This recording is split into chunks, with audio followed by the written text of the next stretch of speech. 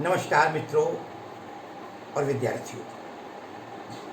आज कक्षा 12 एनसीईआरटी पुस्तक के अंतर्गत कविता का अगला पाठ आपके समक्ष कई लोगों ने निवेदन किया। वर्षा ने, शिवांक ने, सुरेश जी ने और भी कई लोग हैं, बड़े प्रयत्नशील थे, कई बार कह रहे थे। लीजिए, आज प्रस्तुत है कविता के बहाने कवि कुंवर नारायण जी की कविता। कविता मुक्तक छंद में है, कोई लय नहीं है, तुक नहीं है, मगर इसके बावजूद कविता पढ़ने में बड़ा सहज, सरल, भावनाओं से भरी हुई है। पहली चीज, कविता में देखें आप, कवि ने एक तरह से कवि की तुलना कर दी है। कविता क्या है? कविता के बहाने उसने 3 चीजों को लिया और वो 3 चीजें थीं। पहला, वो पक्षी ले लेता है, पक्षी के माध्यम से उसने एक चिड़िया को ले लिया। दूसरे नंबर पर उसने प्रकृति को लिया और प्रकृति के माध्यम से उसने एक फूल को ले लिया। और तीसरे नंबर पर उसने सर्वश्रेष्ठ जगत का प्राणी मनुष्य को लिया, जिसके लिए मानव, और मानव में उसने एक बच्चे को लिया। ये तीनों ही हैं, जड़ चेतन दोनों हो गए, पशु पक्षी, प्रकृति और मनुष्य। अब देखें आप, कवि की कविता, पक्षी का उड़ना, फूल का खिलना और बच्चे का खेलना, इन तीनों की तुलना कविता से होती है। और कितनी सुंदर शब्दों में कवि कहता है, कविता एक उड़ान है चिड़िया के बहाने। कविता एक उड़ान है, कविता उड़ती है। उड़ने का मतलब कविता ऊंचाइयों तक जाती है, स्वाभाविक है। हम कविता अपने कमरे में बना रहे हैं, कविता कहां तक पहुंच जाए, हमें ज्ञानपीठ पुरस्कार दे दे, ये उड़ना ही तो हुआ। चारों तरफ फैल जाती है कविता। आज तुलसी नहीं है, सूर नहीं है, कबीर नहीं है, मीरा नहीं है, रहीम नहीं है, रसखान नहीं है, कविता लिखकर चले गए हैं, लेकिन वो कविता चारों तरफ, अरे केवल आपकी किताबों तक नहीं, पूरे विश्व में व्याप्त है। आज भी लोग तुलसी के भजन पढ़ते हैं, कबीर के दोहे पढ़ते हैं, सूर के पद पढ़ते हैं। क्या है? कविता उड़ी है, चारों तरफ फैल गई है। कविता एक उड़ान है। कैसे? बोले चिड़िया के बहाने। कवि कहता है, मैंने चिड़िया को उड़ते हुए देखा और उससे तुलना करता हूं कि जैसे चिड़िया उड़ती है, आकाश तक उड़ती चली जाती है, बहुत दूर तक उड़ती चली जाती है, लेकिन मेरी कविता भी उड़ती चली जाती है। लेकिन अंत में पक्षी या चिड़िया की एक सीमा है, एक निर्धारित जगह है। अरे 10 किलोमीटर, 5 किलोमीटर, 1 किलोमीटर कितना उड़ेगी पक्षी? एक टाइम ऐसा आएगा जब पक्षी के उड़ने की सीमा समाप्त हो जाएगी, वो लौट पड़ेगा, उससे आगे नहीं जा पाएगा। लेकिन कहता है कविता की उड़ान भला चिड़िया क्या जाने? चिड़िया क्या पता कि कविता कहां तक जाती है। कविता की उड़ान असीम है, कोई सीमा नहीं है। मैंने उदाहरण दे दिया आपको। 1000 साल पुरानी कविता आज चल रही है, मगर आपको कोई 1000 साल का पक्षी नहीं मिलेगा। तो कविता की उड़ान भला चिड़िया क्या जाने। प्रश्नालंकार हो गया, ध्यान रखिएगा। प्रश्नालंकार पहले जगह आपको मिलता है, प्रश्नालंकार। चिड़िया की उड़ान, फूल की उड़ान, मानवीकरण भी मिलेगा आपको। मनुष्य जो काम, चिड़िया क्या जाने।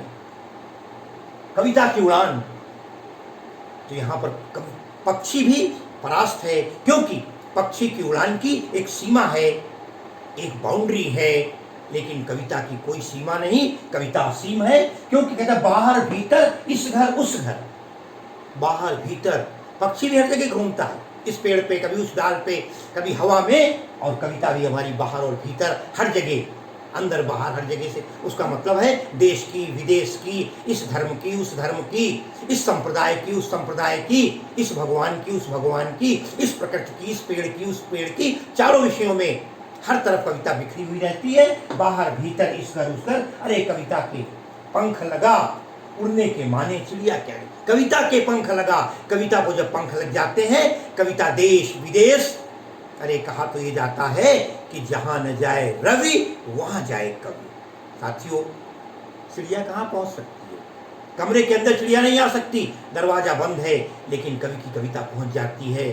स्वर्ग में कविता पहुंच जाती है, नर्क में कविता पहुंच जाती है, विदेश के कोने कोने में कविता पहुंच जाती है। जबकि पक्षी नहीं जानता, कहते कविता के पंख लगा।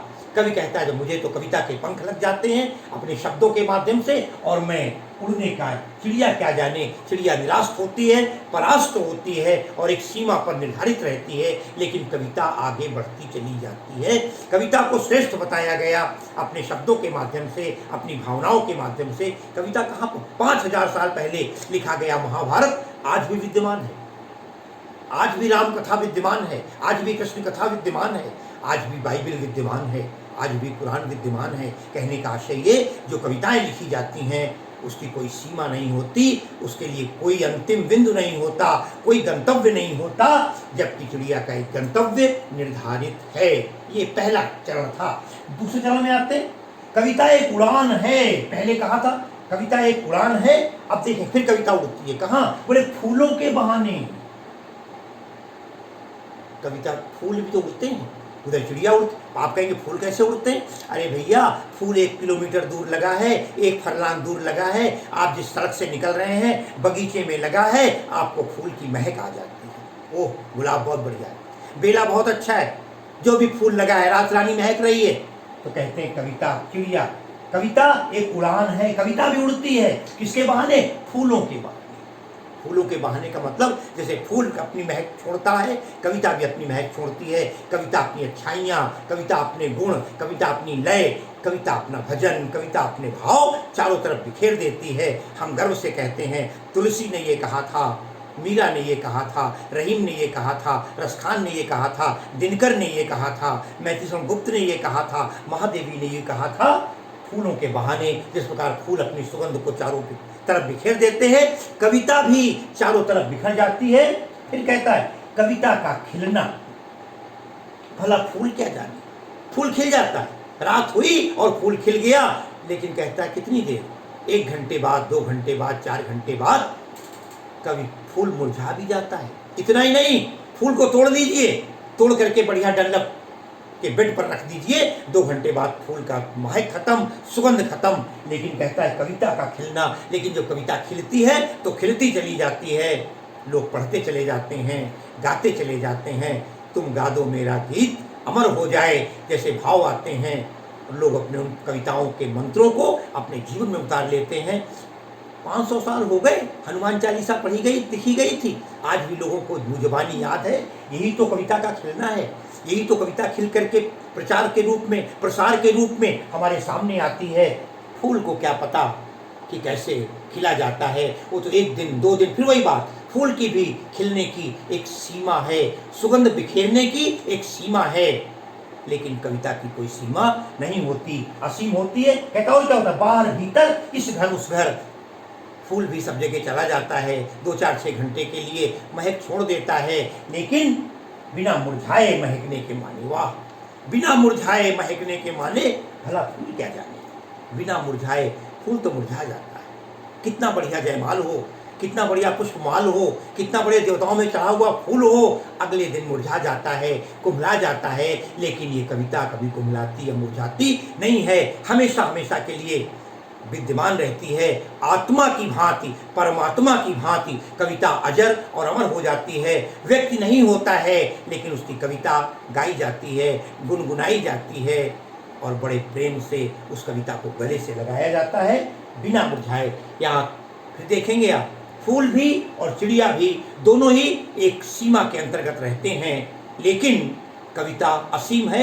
तीसरा और अंतिम भाव ध्यान दीजिएगा, मैं लिखता हूं आपके सामने।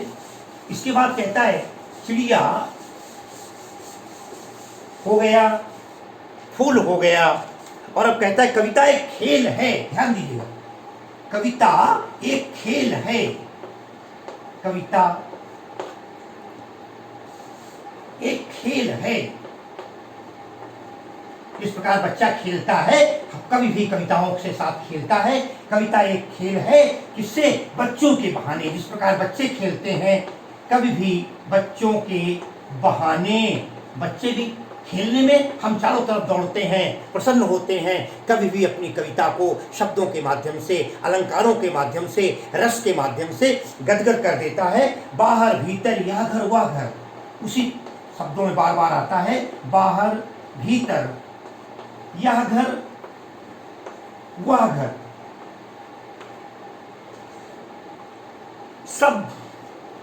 सब घर एक कर देने के माने, सब, बहुत बढ़िया बात कही, सब घर एक कर देने के बहाने, एक कर देने के बहाने, कहता है बच्चा ही जाने।